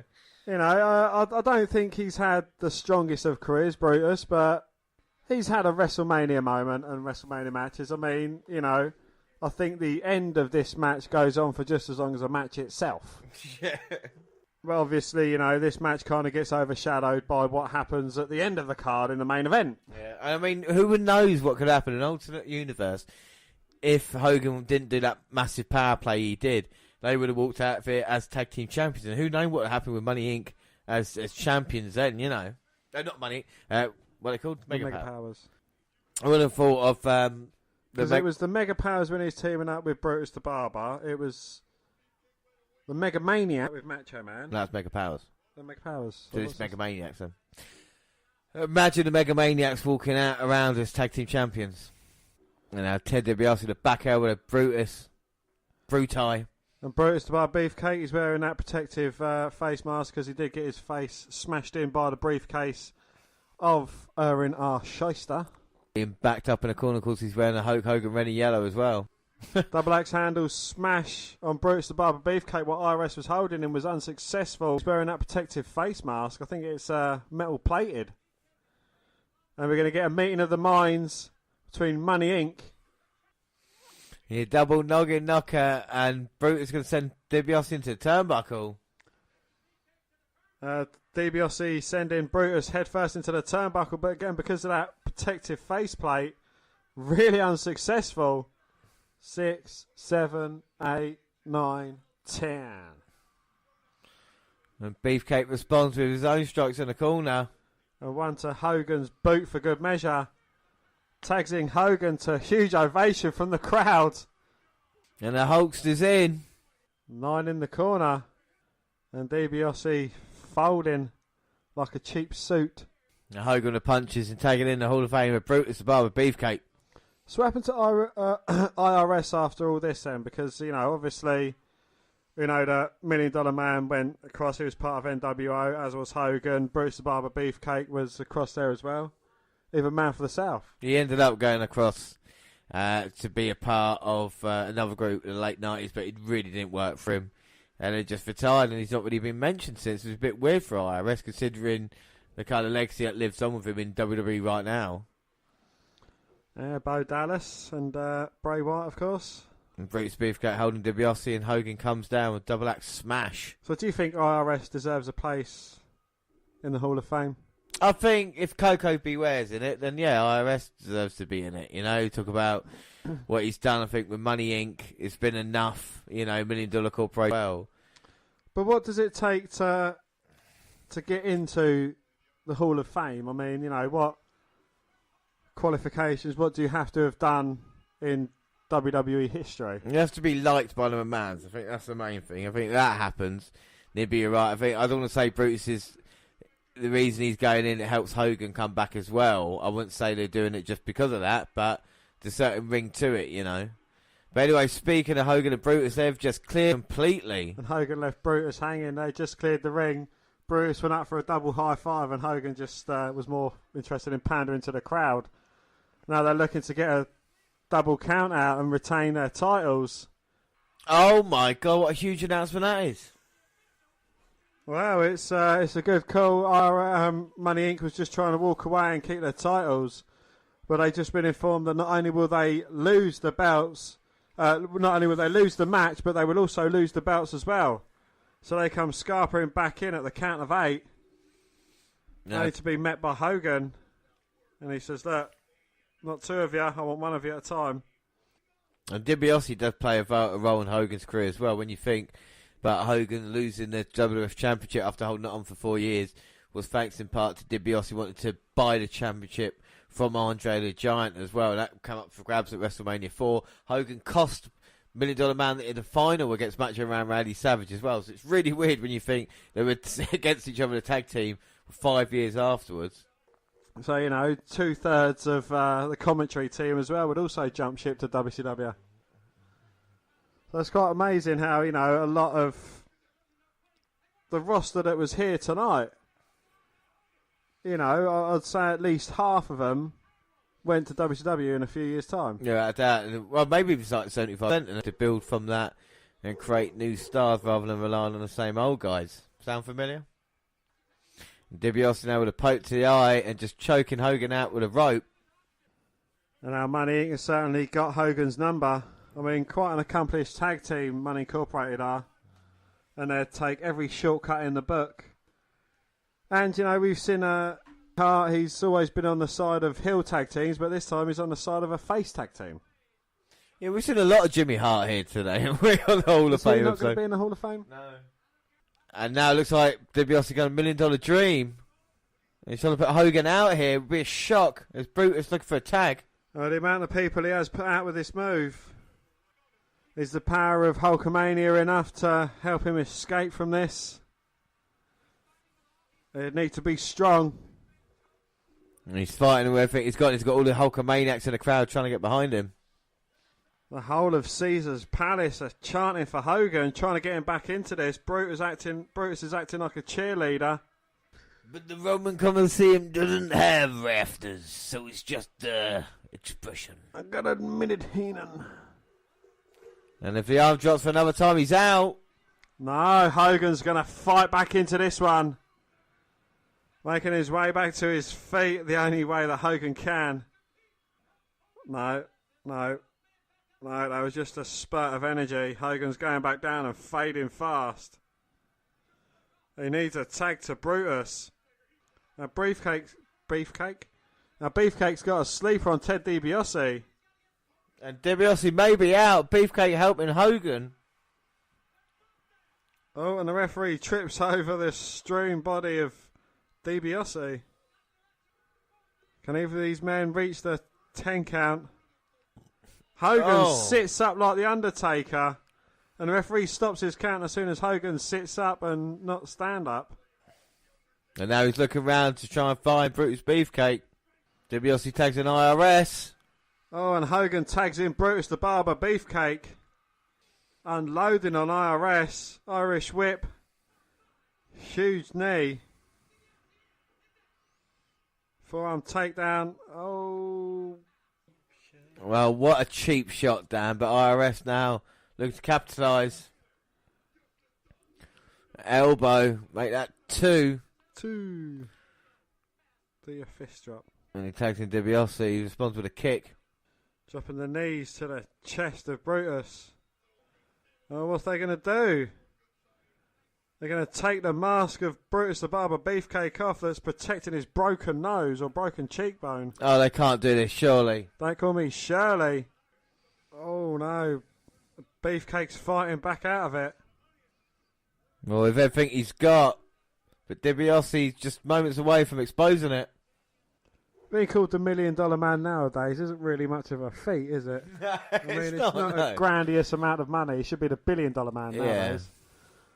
Oh, DiBiase, though, he's gradually getting that mask off. He's got it. Oh my God, the horrible disfigured Beefcake. I don't want to see the face. Oh my God, it is grotesque. Oh no, it's bad. It's really bad. And now, into IRS's boot. Now IRS just holding Beefcake and DiBiase with the right hands. DiBiase just unloading the rights onto the face of Brutus. The horribly disfigured face of Brutus the Barber Beefcake. And ladies and gentlemen, if Brutus comes out to give his speech and he's carrying a pair of barber shears, take a shot. Exactly, and a double clothesline by Beefcake escaping the attack from IRS, from IRS, and DiBiase now looking for a tag, but now going to go sleeper for IRS. He's going to try and win the tag team titles. Well, he don't want to be in Hogan's shadow. He wants to prove that he can do it for himself. But Hogan causing distraction, and DiBiase, Oh, wow. DiBiase from behind. Double axe handle smash to Brutus the Barber Beefcake, who toppled IRS, who went into the referee, Earl Hebner. And now Beefcake's struggling to get to his feet, looking for Hogan. IRS tags in DiBiase. Hogan gets the tag. He's the legal man. See, look, even now, both teams are still playing by the rules. I mean, you don't get that sportsmanship nowadays, James. No, that is true. Hogan with a big boots, with a big right hands, and now the boot to DiBiase. IRS comes in with Brutus's mask, gets kicked, drops it. Hogan and Beefcake double covers. Referee still down. And Jimmy Hart's coming in. Trying to revive the ref. He won't wake up, and oh my God, Jimmy Hart turning the jacket inside out. Goes down. 1, 2, 3. And there you have it, new tag team champions. Hogan and Brutus the Barber Beefcake, well deserved. And Jimmy Hart going to get the tag team titles. Beefcake and Hogan, even though we haven't heard the bell yet. Oh, there's another referee coming out here now. Wow, so disqualification. Thanks to the inverting push, I guess. Well, it was a mask to the face, I think. Well, whatever the case, the Mega Maniacs aren't tag champions, and now it looks like Money Inc. coming to attack Hogan and Brutus from behind with the titles. And Hogan's got the referee. It cost them. Well, if they hit the referee, they will get suspended and they will get a huge fine. But Jimmy Hart doesn't care about that. He's got enough money as he throws the referee straight over the top rope to the outside. He lands head under the announcer's table, and I wouldn't want to be looking up JR's toga. Not at all, but even in defeat, Hogan and Beefcake will celebrate here. Dan, why do you love this match so much for? I think it was just a feel-good match. You know, it's even though they lost, Hogan standing tall, celebrating with the fans. And he kind of give a bit of a rub to Brutus the Barber Beefcake as well. Well, Beefcake is celebrating with Hogan right now. And Hogan's saying, hey, look, you're silly. I can't dance in the middle of the ring. I'm Hulk Hogan. And Brutus is like, no, come on. And they grabbed the suitcase as well, dispersed all the money, and are celebrating. To the fans, and what's that inside the briefcase? It is a brick. Oh. And that is what made it so heavy and devastating as well. I mean, that is... And there they go, look, doing the strut down the ring. Well, you're happy, Dan. The fans in attendance at the time were happy. And Brutus Beefcake will be happy that he is in the Hall of Fame class of 2019. Well, while Beefcake eventually left WWE to head to WCW, he has remained one of the most enduring characters in WWE history and an all-time fan favourite of the WWE Universe. That's why there's no better honour for him than the induction into the WWE Hall of Fame. Well, over in WCW, and it's not a career that was that successful because obviously the Brutus Beefcake character couldn't be used. But he did main event Starrcade 94 against Hogan. The crowd hated it because there was no Ric Flair anymore and he'd been going around and attacking him. But this is the amount of failed gimmicks he had in WCW at the time. He had Big Brother Boot, the Booty Man, Brute Force, the Butcher, the Clipmaster, the Disciple, the Mariner, the Man with No Name, And finally, and possibly the most worst, the Zodiac. But unfortunately, luckily for him, it's all been forgotten about because he's back to being good old Brutus the Beefcake. And of course, he'll be inducted by a lifelong friend, Hulk Hogan. Are you ready?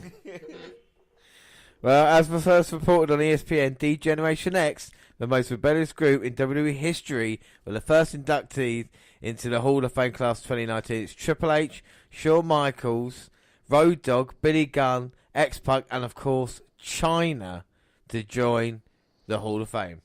Well, DX was born out of the friendship between Shawn Michaels and Triple H, along with China and their insurance policy, ravishing Rick Rude. The two pals were lewd, rude, and in your face, bucking authority and letting anyone in there know that they had two words for them. Their penchant for crossing the line with regularity led to Bret the Hitman Hart calling Michaels nothing more than a degenerate, which HBK embraced, sparking the idea behind the alliance's name. Are you ready? You think you could tell us what to do? You think you could tell us what to wear? You think that you're better?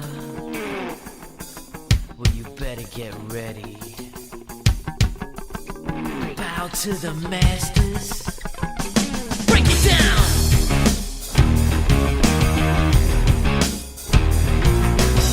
Degenerate into something fool.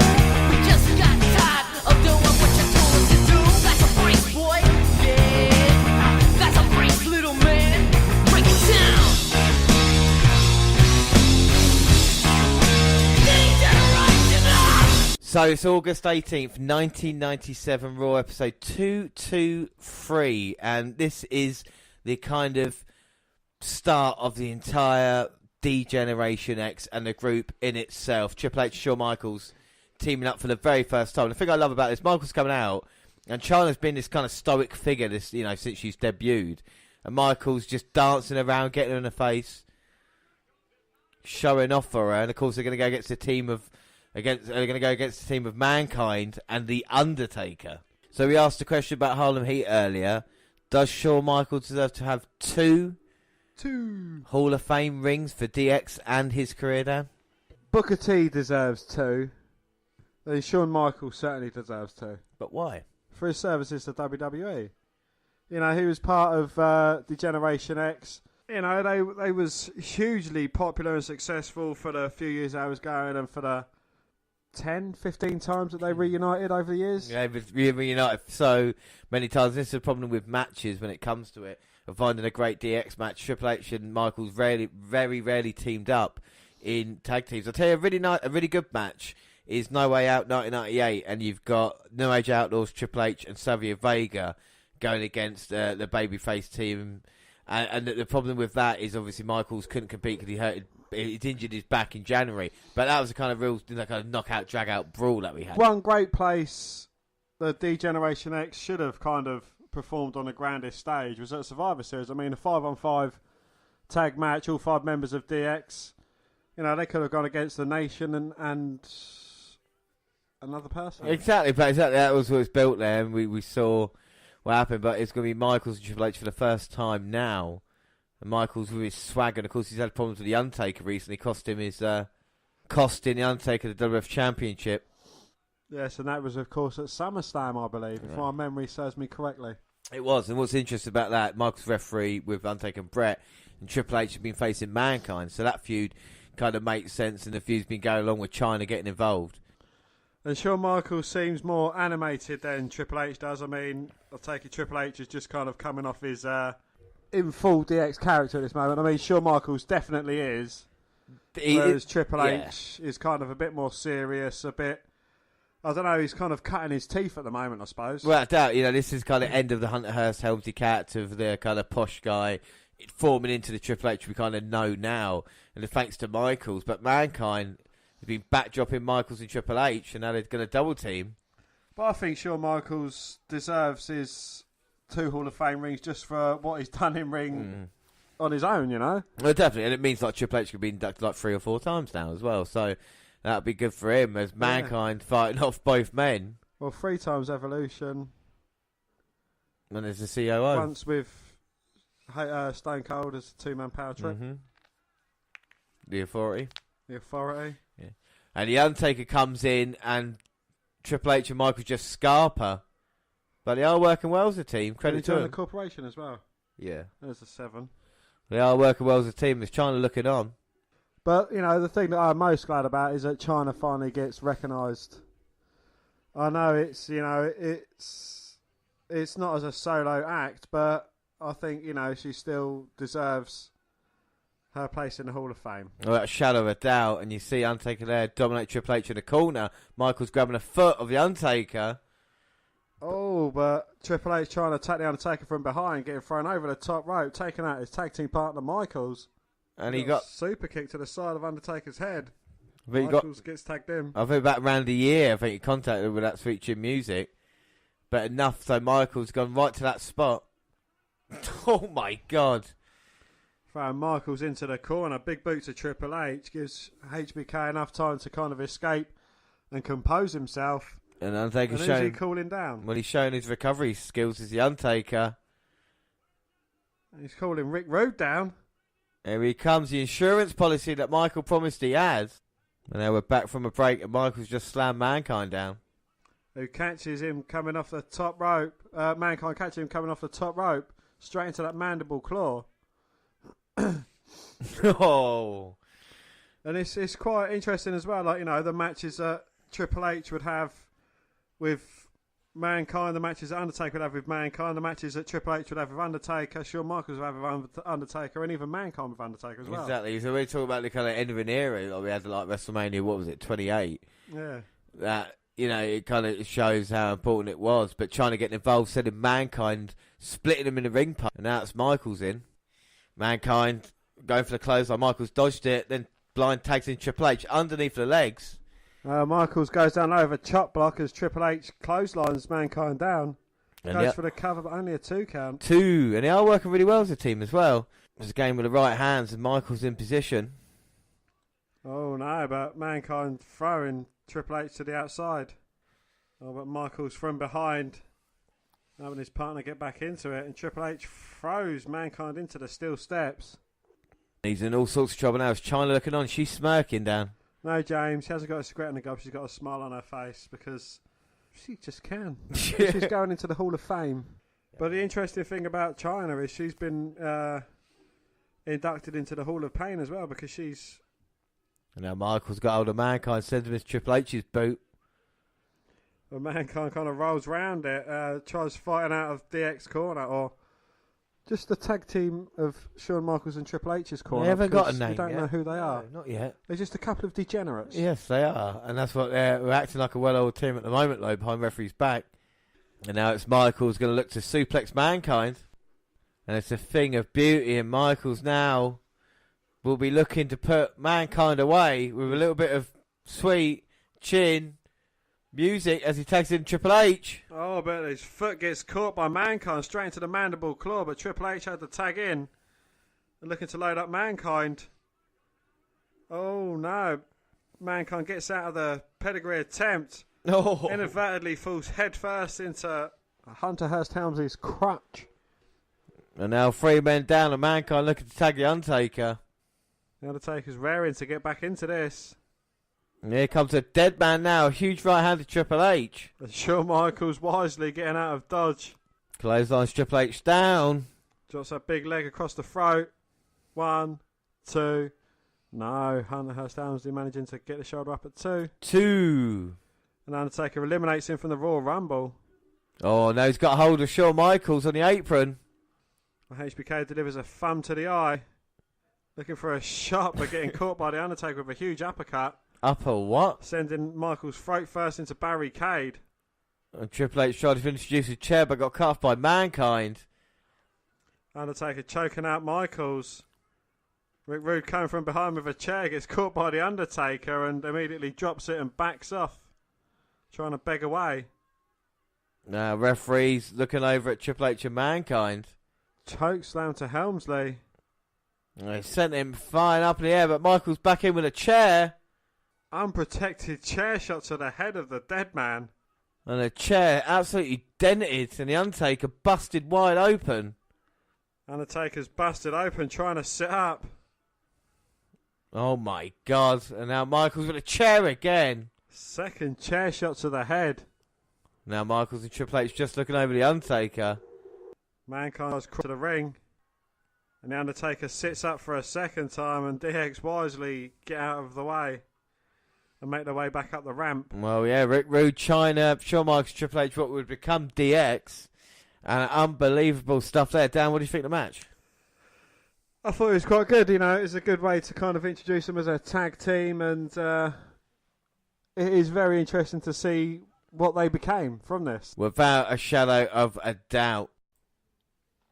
When Mike went latest from the squared circle following WrestleMania 14, Triple H expanded the members of the group, welcoming the New Age Outlaws, Road Dogg and Billy Gunn, and the Cocky X-Pac. You might not think it would be possible, the new DX turned up the irreverence to 11 and helped lead WWE into the Attitude Era.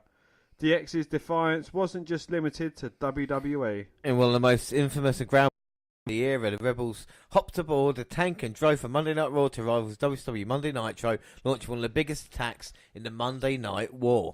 The group eventually went their separate ways, but the DX name would not be limited to the history books after that. Following a long rivalry against each other, Michaels and Triple H packed things up and donned the green and black once again. They reunited. DX may have only been the tag team of the Game and HBK, but that did not stop them from making Mr. McMahon's life a living hell. The two job makers were a thorn in the side of W chairman, subjecting him to a flurry of pranks, even so far as vandalising Mr. McMahon's personal limo and jet, leaving a mark on the WWE headquarters. And it wasn't only fun and games for Michaels and Triple H, they also captured the tag team titles along the way. Even though they disbanded once again and moved on to other roles within the industry, the DX Army maintained a close bond and a tight-knit together for special occasions like Monday Night Raw's 25th anniversary, where they shared a too sweet moment with the Balor Club. And now DX are into the annals of sports, entertainment, history, and of course a lot has been said about DX, and we followed DX really since the inception, haven't we, on WWE versus WCW, so we've seen a lot of changes through there. We talk about great moments. I mean, the other match we're going to watch, and the last match we're going to watch now, is to honour China, basically, because we'll have a superstar profile will be DX, and we'll go into more detail if we've missed anything out there. But we are going to honour China now in our last match. Don't treat me like a woman. Don't treat me like a man. Don't treat me like you know me. Treat me for just who and what I am. Don't treat me like a woman. Don't treat me like a man.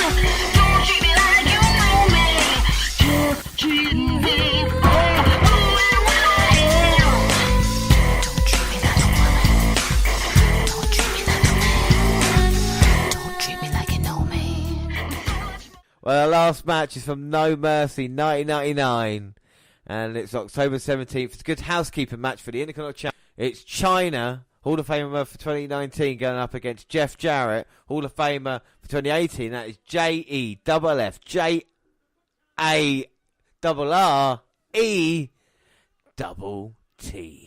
Well done, we got there in the end. So, in the spirit of respecting women, we are having a good housekeeping match. Okay, I'm going to ask you a question about this episode that we've been doing. What makes this match different to the other matches that we've watched? Missing agenda? Okay, what's been the theme? It's a title on the line in this match. What the match has been that we've watched so far? Tag teams? All tag team. This is our only second single match. So this all started on Raw when Jeff Jarrett, the Intercontinental Champion, issued an open challenge for anybody to sign it. And it was China who eventually put her name down. And Jeff Jarrett didn't take her as a serious threat. And it came back to haunt him because at Unforgiven, China came set. And if it wasn't for scab referee Bruce Pritchard costing her the opportunity, then she would never have got the victory there. And as you see on Raw, with all these shenanigans with China earning another opportunity, thanks to the guitar shot to the back of the head it would be good housekeeping because Jeff Jarrett says that women should stay in the kitchen and not compete. And China, well, she does want to hear that. But China, she has been a groundbreaking performer. Without a doubt. And she deserves credit. And that's why we like to focus on her more than the rest of the X, because that's how much it means at this moment in time, what China did. And what better way than watching... I think it will now and ever will be a woman with the Intercontinental Championship as well. Do you know what I mean? First time ever and only. Yeah. Now you think, what other women, no matter how over they are, will they really have a run? You know, don't forget China was involved. She was the number one contender for the WWE title for a couple of weeks when she beat The Undertaker and Triple H. So, you know, talk about her being that high up in the esteem. Oh, indeed, yeah. You know, she broke ground being the first woman in a Royal Rumble as well. Didn't she win the Battle Royal to get number 30 as well? Yeah, she won that as well. But if thinking, you know, multiple time Intercontinental champion, women's champion. The only problem with China, maybe her ego got the better of her in 2001 when she thought she was on the same level as Austin. But the thing is, I don't like the excuse of Triple H saying that because of what she did afterwards. Well, the thing is, if you look at Sunny would be a worse example than I think China is, just because China's been in a few porn. And you look at the amount of women now who either been involved in it or the kind of due to the hacks. You know, you can't really now have the high ground. But the thing is with the hacks, it was something that was made to be, it was made personal, and, you know, with no intentions of selling and displaying for the others, and it was just people outside hacking it into it. Whereas China made it for sale, made it for money, made it for distribution. Okay, so what about WWE having the Playboy agreement that they had every year? Wasn't that the same as the kind of demeaning from that? But Playboy is tasteful. Oh, come on. It is tasteful, own, isn't it? Some porn is tasteful, right? You just have to find the right one. Gangbang 6, James. Wanking off horses! Not playful, tasteful. I remember 1999 because obviously first year has been a proper wrestling fan. And Miss Kitty, my God, was she one of my favourites. Stacey Carter wasn't around for long, unfortunately. But, you know, she just... I think so pretty. And, of course, she was a replacement for Deborah. You've rewound and paused this many times. Kitty. It's Kitty coming in. You see a little bulge. A penis. James. Why have you got a cover covering your midsection, and why is it rapidly moving up and busted down? wide open. So Jeff Jarrett coming out here. And another interesting story about this match is Jeff Jarrett held WWF and Vince McMahon ransom because of this match as well. His contract had expired and he said, I'm going to leave for WCW. And Vince McMahon had to agree an extension and sign a $175,000 check. That's why he's kind of blacklisted for so long, but he was willing to put China over. And here comes the ninth wonder of the world. Well, I like that, China. She's coming out with a bin and a broomstick. She's going to do some sweeping up on her way to the ring. A good bit of good housekeeping. Say it to her face. I would do. She's dead. No, I'm saying back then. And China means business. Maybe she's looking to sweep up here tonight, Dan. Yes, and take out the trash. And they've got everything. And Jeff Jarrett's got the kitchen sink. And now the broom in hand going after China. Also equipment around ringside. Now with China grabbing the leg, dragging Jeff Jarrett out. And China's wearing a very tasteful thong. And she's got Jeff Jarrett slams up against barricade. But I suppose if Rikishi can get away with wearing a thong and Yokozuna can get away with wearing a thong, why not a woman as well? Equal rights and all that. China sends Jeff Jarrett into barricade. Going to throw him back into the... Of course, first women to be in the King of the Ring tournament as well. Talk about accomplishments that China has had. Reverse Irish whip to Jeff Jarrett. And a huge clothesline down. So do you not think someone the likes of Nia Jax could become Intercontinental Champion? No, I don't think they're on the level of China. China transcended. I think she was special. I don't think, even though how popular Becky Lynch is, as being what she is, to be a competitive effort. Look at China's build. China is bigger than Daniel Bryan. Indeed, yes. And you know, you're saying that Sasha Banks, you like the way she fights because she fights like a man. I think China fights better than most men. Yeah, I think that's true, yeah. And she's believable in what she does, and the selling's good as well. And a trash can to Jeff Jarrett's face, now gone on the outside. Oh, I thought China was going to give Jarrett a cream pie, but instead she gives him a huge sausage to the back. Clotheslines him down with a broom. And now she's got the, oh my God, frying pan. Right to the back of Jeff. And she's going to crown him. Got a gurning ring on. And China just dishing out loads of punishment. And she's got the banana. Oh, the dreaded Nana. Rams it down his throat, and Jeff Jarrett managed to deep throat 3/4 of a banana. At least 2 bananas. And now she's got the cream. Oh. Over Jeff Jarrett's head. And these 2 Hall of Famers. Hall of Fame for 2018 and 2019 going at it. And Jeff's accidentally getting his creamy goodness on Miss Kitty. And now China with a trash can shot to the face. Broomstick to the midsection. Did a bit of housekeeping now, clearing a table. Oh no, but Jarrett from behind looking to smash China's head into the table. China blocks it and pummels Jeff Jarrett into it. And now the table's coming into play. Jeff Jarrett put on top of it and China going up on the apron. Here she comes. Oh, looking to drop that elbow onto Jarrett away. And China lands next to a big brown log. I bet it's a salami. It looks delicious. No, it's Teddy Long. I'm keeping it in. And Jeff Jarrett going in the ring there. China went for everything and came up with nothing. Well, Jeff Jarrett's had enough and he's going to put China in her place. Oh my God. Oh! What's that funny smell? Said the fish after China. Oh, the trash can to Jeff Jarrett's face.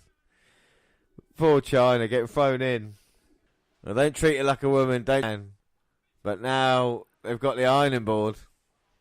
Well, I think that's what it is. I don't know, it's for us to use. No, moving out of the way, going to Irish whip. He wants Kitty up. China, the velocity of that Irish whip sends her to the outside. And now he's shouting demands at Kitty. I think he wants her to make a cake. Well, to make an omelette, you've got to break a... Hey, putting in some milk. Bit of flour in there as well.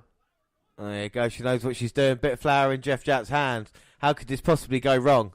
Oh! Ah, well, China could smash Jarrett's hands, so blinds himself with the flour. And China's covered in the white stuff. Oh, my God. Miss Kitty thrown in. We've seen a lot of powder thrown around tonight as well. And that's not just back. And China saying to Miss Kitty, it's your time. Oh! Covering her all white stuff. Miss Kitty down. Oh! Jesus Christ. And Jeff Jarrett now going to take advantage with a figure 4. Got it locked in. It's only a matter of time before China taps out. And China is just seconds away from losing the biggest opportunity of her life. You can feel the crowd getting behind her. China gets to the bottom rope. Now Miss Kitty giving Jeff Jarrett the tongs. And now here comes Jeff off the top. Oh, but China going down low. And now China's got him. Oh! Straight on Jarrett's junk. And now China with a trash can. The back as well. Oh my God, a pot to the back of the head. And now she's got a couple of pies. 2 in the face. All over the camera as well. There's a mess everywhere. China's made a creamy mess all over Jarrett. And now she's got everything. She's used everything, Dan. Sink. Oh. Straight between the eyes of Jarrett. Goes for cover 1, 2. Oh. Only a 2 count. 2. Well, maybe a woman just can't beat a man when it comes to this and it can title, Dan. There's Jeff Jarrett's in all sorts of trouble. She's going to get pedigreed now. Onto a cream cake. Oh, no, wait a minute. Oh. Well, she got cream pied all over the backside. And then, movie doesn't work in real life. The slingshot into Teddy Long. He's asking Miss Kitty for the belt. Well, there's white stuff everywhere. All this liquid all over three combatants. Miss Kitty is a part of it right now. And the Intercontinental title by Jeff Jarrett is given to him. Smashes China in the jaw. Goes for the cover. 1, 2, 3. And Jeff Jarrett retains the Intercontinental Championship. And what a damn shame. It was good housekeeping, but is the Intercontinental Championship an item of good housekeeping? Would that be in your home? It's a belt, but a championship. And well, hang on. Well, Teddy Long's waiting a minute. We'll speak to Jeff. Hang on, player. I'm going to make this into a tag team. He's not making it into a tag team match, but he said that's not that's not an item of household. It isn't, no. You can't wash dishes with it, you can't cook with it, you can't iron with it. No, so, I think they're going to restart the match. Hang on, player! And the match is going to continue. He's having to go at Howard, but it's not his fault. It's Teddy Long's. Uh-oh, now Jeff's had enough. Sweeps the leg of Teddy Long, but is a guitar a household item? Well, China just used it on Jeff Jarrett. Smashes it over his head. Going for the cover. 1, 2, 3. And China becomes the first ever woman to win the Intercontinental Championship. What a moment here. And you questioned it. Well, in Elias's house it would be an everyday object. In Jeff Jarrett's house, if you're a musician, you would have it. So more than the Intercontinental title would be a one-off item. A guitar would be more than that, I suppose. But China wins. Dan, what do you think of the match? I thought it was a very good, very interesting match as well. But, you know, it is a hugely historic moment. And you can't take that away from China. Yeah. I think of all the matches that she had, you know, for me, this is probably the most fun. When we look at her career retrospectively, and you think of this moment as well, where she was treated as an equal, and I think that's what's important when you look at women's wrestling as well. Looks like Miss Kitty's leaving with China here, but no, China puts in the effort, wins the title, and joins the Hall of Fame class of 2019. And so she should. And right now on the Hall of Fame red carpet, we've seen a few interviews, haven't we, down of The Miz and Strowman, but nothing really groundbreaking for the Hall of Fame. No, it is quite interesting to see them out of character with their families. You know, they seem more relaxed and, you know, smiley and happy, which is what I like seeing wrestlers. Not their all-time current serious self. Well, one big change this year for the set is that the Hall of Fame set, well, it looks like there's actual ring where they'll be coming up and doing the speeches from there, as opposed to having the screen there. And of course, like we're saying, you're seeing Charlotte and CN now, who of course are a couple, and probably Charlotte wears the trousers in that relationship. But finally, before we end things here, where WWE have announced the Legacy Awards 2019 Hall of Fame. Yes, it's WWE's way to shoe in people who deserve to be in a long time ago. So we've got Playboy Buddy Rose, Wahoo McDaniel, Luna Vachon, Jim Barnett, Bruiser Brody, SD Jones, Toru Tanaka, Primo Carnera, Hiroshi Shinma, and Joseph Cohen, who's in the celebrity wing. Well, the most notable inclusion amongst the selection is Frank Bruiser Brody Goodish, a man who in the 70s and early 80s innovated the brash brawling style which had helped eventually become templates for the Attitude Era. He has long been conspicuous by his absence for the Hall of Fame, which many have been attributed to a tragic murder at the hands of Jose Gonzalez in 1988. In addition to the four inductees we learned yesterday, Mr. Fuji's longtime tag team partner, Professor Toru Tanaka, and wrestling journeyman SD Jones, perhaps best remembered for his 9-second defeat to King Kong Bundy at WrestleMania, will join Brody in the Legacy Wing this year. Primo Carnera, Madison Square Garden Network creator Joseph Cohen, a one-time on-screen WWF president Hisashi Shima will round out this year's class. So we've gone through the inductees, the Legacy Awards, and of course the Warrior Award. Dan, what award, who are you most looking forward to going to the Hall of Fame this year? Well, all the wrestlers have said DX, so I'm going to say, not DX, I'm going to say Brutus the Barber Beefcake. And why the Beefcake for? Because no one's mentioned him, and I feel sorry for the poor fucker. Well, no, to be fair, no one has mentioned him. I got to say the Hart Foundation, maybe for me, would be the choice to do it because, you know, with Bret Hart, Jimmy and I, what they've done. But DX would be interesting as well. What do you think Speech of the Night will be? Hopefully not a long one. No, I think Harlem Heat. Booker T. I was going to say Booker T as well for that as well. So we'll give you updates tomorrow night because we're live again tomorrow at 10 p.m. and we'll run through the Hall of Fame ceremony quickly and more details obviously in the upcoming weeks as well. We're live tomorrow at 10 p.m. But anything else about the Hall of Fame here tonight, Dan? No, I hope there's a few good moments. I wonder what reception Hulk Hogan to get when he's introducing the beefcake. But I just hope there's a good laugh and it's a light-hearted mood. It's not too serious. Yeah. And it's not too long. Like it doesn't go on for 7.5 hours. Like it did last time round. One speech went on for 7.5 hours. Yes, to be fair, and exactly. So hopefully that solves it out. We look forward to the Hall of Fame, and we'd like to thank everybody for the NXT Takeover yesterday as well. Our live show, it was a great pay-per-view event in itself, but the kickoff was just as enjoyable. And of course, tomorrow night 10 p.m. for WrestleMania. But you can follow us or let us know how you thought of it on Twitter at WWE Network Review or at Vince McDan WWE. I'm at J_Roland. We are on Instagram, the WNR podcast, where we post all the latest pictures up on there and episodes as well. We're on Facebook. Yes, Facebook. You can come and find our page and give us a like with a WWE Network Review podcast. Or you can come and find me and add me as a friend. I am Vince McDan. Send us an email, WNRpodcast@gmail.com. We're on YouTube, WWE Network Review podcast. Clips on there, podcasts go up on YouTube. There are other places like SoundCloud. On your phone. We're also on Spreaker Radio where we're live now and of course live tomorrow night and live every time we do it.